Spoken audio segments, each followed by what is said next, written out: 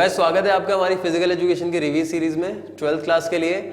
और अगर आपने अभी तक फिजिकल एजुकेशन के नोट्स नहीं लिए हैं तो नीचे डिस्क्रिप्शन बॉक्स से नोट्स को डाउनलोड कर लीजिए और नंबर 1 जो शुरुआत की वीडियो है उससे ही अपने सारी की सारी वीडियोस को देखिएगा। और नीचे डिस्क्रिप्शन बॉक्स में प्लेलिस्ट का लिंक भी अवेलेबल है और सारी पीछे की वीडियोस जरूर देख लें। तो गाइज आज का जो हमारा चैप्टर है वो है third chapter, it means third unit physical education के लिए 12th क्लास के लिए, और उसका नाम है योगा एंड लाइफस्टाइल। तो इस चैप्टर के अंदर हम क्या क्या की पॉइंट्स पढ़ने वाले हैं सबसे पहले मैं आपको वही बताना चाहता हूँ। तो चलिए देखते हैं। सो गाइस सबसे पहले हम पढ़ेंगे आसन्स के बारे में, मतलब हमारे जो आसन होते हैं योगा के अंदर। दूसरा ओबेसिटी के बारे में पढ़ेंगे। तीसरा डायबिटीज के बारे में। चौथा अस्थमा, ये हमारे कुछ हेल्थ कंसर्न्स हैं उनके बारे में। और हाइपरटेंशन भी एक हेल्थ कंसर्न मतलब एक हेल्थ इशू ही होता है। सबसे पहले गाइस आपको पता होना चाहिए आसन क्या होता है।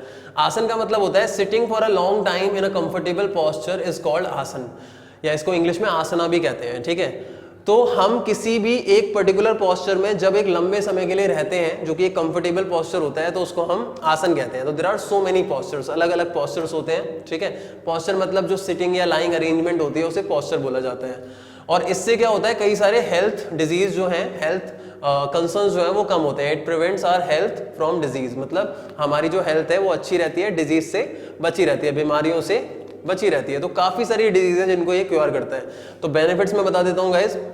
जो आपकी बोन्स होते हैं या आपके जो जॉइंट्स होते हैं बोन्स के, वो स्ट्रांग होते हैं इससे। दूसरा, जो सर्कुलेशन आपके ब्लड का होता है वो नॉर्मल रहता है, लो नहीं होता, हाई नहीं होता। तीसरा, प्रिवेंट करता है ये इन्वायरमेंटल डिजीज से। ठीक है, इन्वायरमेंटल डिजीज कौन सी होती है, जो इन्वायरमेंट से होती है, जैसे कोल्ड हो गया या कफ हो गया, because immune system get strong. तो यहाँ हमारा इम्यून सिस्टम जो है वो स्ट्रांग हो जाता है, तो उससे हमारी इन्वायरमेंटल डिजीज जो है वो नहीं लगती हमें। नेक्स्ट है इसका बेनिफिट है रेस्पिरेटरी ऑर्गन्स हमारे जो होते हैं वो एफिशिएंट हो जाते हैं, रेस्पिरेटरी। ठीक है, जिससे रेस्पिरेशन प्रोसेस होता है वो ऑर्गन्स। मसल्स जो है वो हमारी स्ट्रांग हो जाती हैं। तो ये हमारे कुछ बेनिफिट्स हैं आसन के। तो ये क्वेश्चन आ सकता है कि भाई आसन क्या है, इसके बेनिफिट्स क्या होते हैं, तो आपको पता होना चाहिए।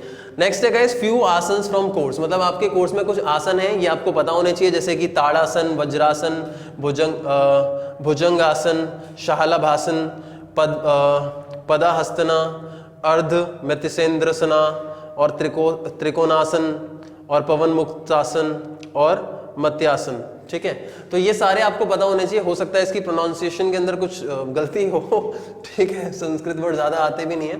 ठीक है, तो ये चार मैं आपको एलोबरेट करूंगा क्योंकि ये चार ज्यादा इंपॉर्टेंट है हालांकि। ठीक है, लेकिन आप बाकी के भी जरूर स्टडी कर लेना। और एक आसन को स्टडी करने में किन किन चीजों का स्टडी करना जरूरी होता है वो मैं आपको बता देता हूँ। सबसे पहले गाइस आसन को स्टडी करने के लिए प्रोसीजर, मतलब कि कैसे क्या क्या स्टेप हैं उसको करने के। दूसरा, उसके बेनिफिट्स। और तीसरा, कॉन्ट्रा इंडिकेशन। कॉन्ट्रा इंडिकेशन का मतलब होता है प्रिकॉशंस, मतलब कि आसन करते हुए क्या क्या जो बातें हैं उनको ध्यान में रखना होगा कि ये चीजें नहीं करनी है। ठीक है, आसन के दौरान सबसे पहला है गाइस ताड़ासन। ठीक है, तो ताड़ासन जो है मैं उसका प्रोसीजर आपको बताने वाला हूं और आपकी स्क्रीन पे इमेज आएगी, उसके अकॉर्डिंग आप मेरी बातों को ध्यान से सुनिएगा। ठीक है, तो गाइस ताड़ासन के दौरान सबसे पहले स्टैंड अप इन अटेंशन, आपको एकदम स्टैंड होना है अटेंशन में। फिर है लिफ्ट योर आर्म्स अपवर्ड, अपनी आर्म्स को आपको ऊपर को लिफ्ट करना है। तीसरा है स्ट्रेच योर हैंड्स अपवर्ड, आपको अपने हैंड्स को भी ऊपर स्ट्रेच करना है। फोर्थ है raise your hands and come on your toes, मतलब अपने हैंड्स को रेज करके अपने टोज पे आना है। मतलब next, pull up your body upward, अपनी बॉडी को ऊपर की तरफ ले जाना है। Next, after some time breathe out slowly and come on your toe, मतलब कुछ समय बाद आपको धीरे धीरे सांस लेनी है और वापस अपने टो पे आ जाना है। तो गाइज ये था हमारा बेसिकली प्रोसेस। किस चीज का प्रोसेस था ये, हमारा ताड़ासन का। ठीक है, अब इसके बेनिफिट्स के बारे में मैं आपको सामने समझाता हूं। ठीक है, तो बेनिफिट्स होते हैं guys, it is helpful in developing physical and mental balance, मतलब हमारा जो शारीरिक और जो मानसिक संतुलन है वो बना रहता है इसकी मदद से। नेक्स्ट है ओबेसिटी। ओबेसिटी का मतलब हमारा मोटापा जो है वो नहीं बढ़ता, मतलब मोटापा नहीं आता है, फिट रहते हैं। नेक्स्ट है कॉन्स्टिपेशन, हमारा कम हो जाता है, कॉन्स्टिपेशन प्रॉब्लम नहीं होती है। नेक्स्ट, डाइजेस्टिव प्रॉब्लम्स नहीं होती हैं और बॉडी पोस्चर भी हमारा करेक्ट होता है। और मैं आपको बता दूं ये जितने भी बेनिफिट्स हम पढ़ते हैं ज्यादातर आसन में कई सारे ऐसे बेनिफिट्स होते हैं जो सिमिलर होते हैं, आप ये आगे देखेंगे।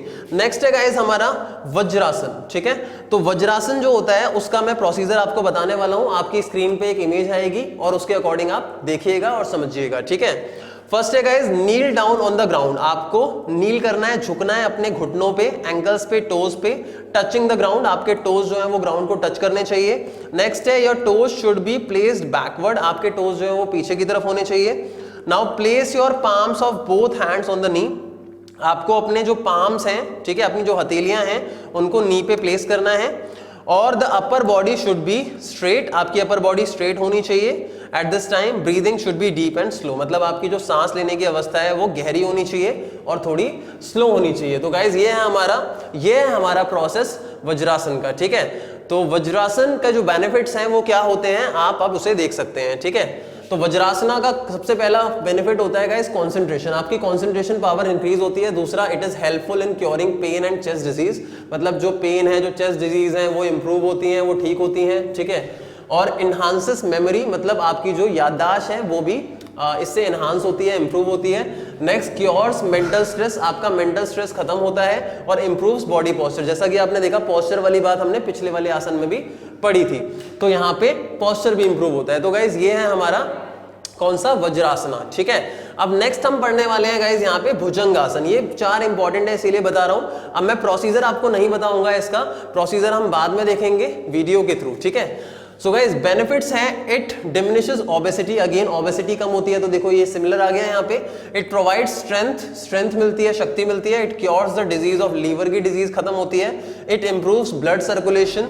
It strengthens the muscle of hands, hand की हमारी जो मसल्स होती हैं वो ठीक होती हैं। और मैं बता दूं, हर एक आसन का जो कॉन्ट्रा इंडिकेशन या प्रिकॉशन है वो नोट्स में गिवन है, उनको जरूर पढ़ लीजिएगा।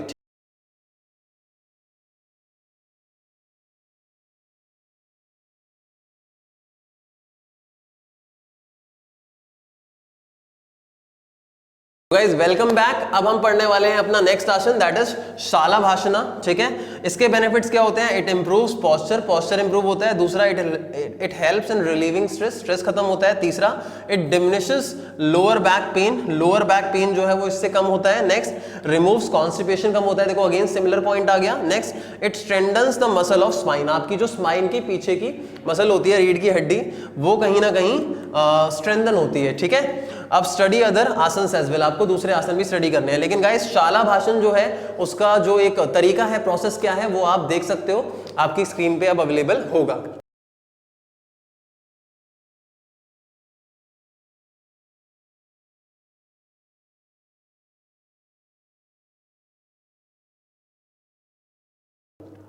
तो गाइज आई होप आपको शालाभासन भी अच्छे तरीके से समझ में आ गया होगा।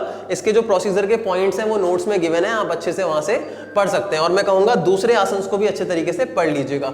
नेक्स्ट है गाइज आपका ओबेसिटी। ओबेसिटी किसे कहते हैं, हमने पिछली वीडियो में पढ़ा था, वहां से भी समझ पाए होंगे, हालांकि मैं बता देता हूं। It is that condition of body in which the amount of fat increases to extreme levels, मतलब हमारा जो मोटापा है वो बहुत ज्यादा बढ़ जाता है। ये ऐसी कंडीशन होती है, क्यों होती है उसके बारे में मैं पहले बता चुका हूं, ठीक है। डायबिटीज की बात करते हैं गाइस। डायबिटीज क्या होती है, कई सारे लोगों का मिथ होता है कि भाई बर्फी खा लेंगे, बहुत ज्यादा मीठा खा लेंगे तो उससे डायबिटीज होती है, लेकिन ऐसा बिल्कुल भी नहीं होता। तो डायबिटीज क्यों होती है, किससे होती है, मैं आपको वो बताने वाला हूं, ठीक है।